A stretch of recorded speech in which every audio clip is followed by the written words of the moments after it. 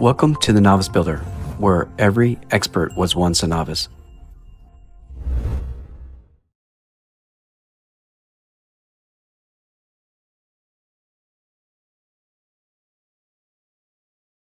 Now that the structural framing of the first and second floors is complete, I'm now starting the roofing phase of my two-story house construction.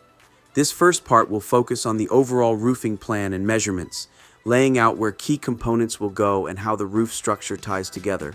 Before we dive in, don't forget, the complete first floor and second floor framing series is already up. Just hit the link in the description or head over to the Novice Builder channel to catch up. Let's start with a quick cost check.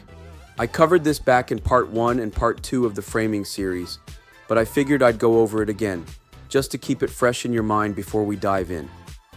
The total cost for labor and materials across the entire project is $17,717.28.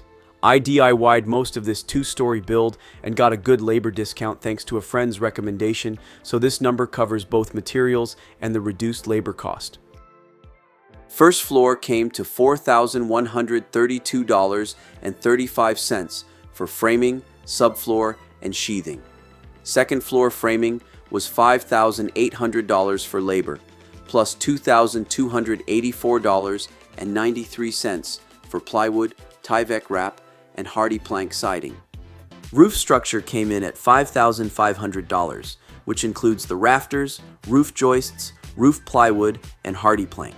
Just to be clear, that $5,500 is for the roof structure and sheathing only. The shingles will be part of a later finishing phase, and that's coming up in part 5, so stick around for that. Now, here's what's in the roofing plan. It's got 4 key components: ceiling joists, rake walls, rafters, roof sheathing, and rake fascia. I'll be showing you the entire layout and dimensions of the roofing system. My roofing system is a shed roof design, which means the roof slopes in a single direction. The slope goes from the left side to the right side when facing the front of the house.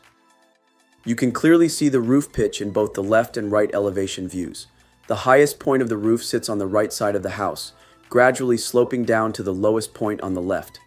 This single slope design spans the full footprint of the structure, about 28 feet from front to back, and roughly 28.17 feet wide from left to right, following the slope.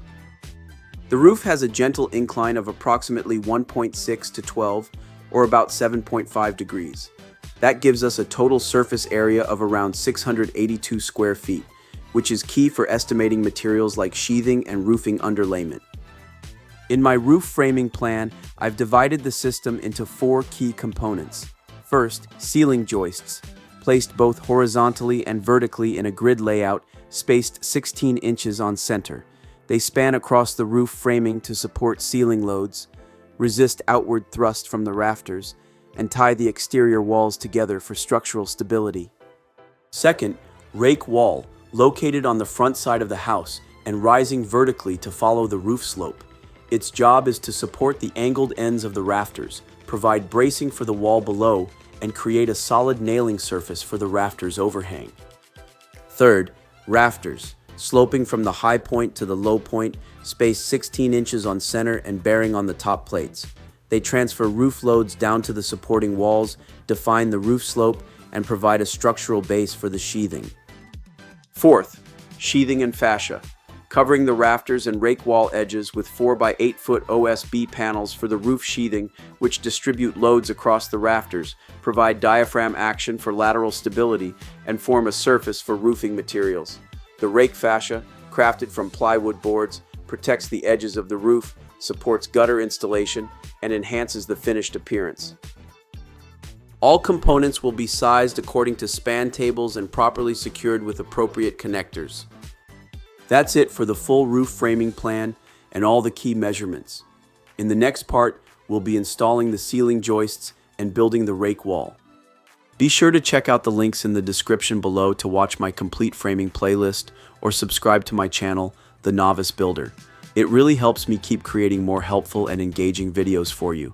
And don't forget to drop your thoughts in the comments. I'd love to hear your tips, questions, or suggestions. Thank you for watching. Make sure to hit the subscribe button and ring the notification bell so you never miss out my upcoming project and videos.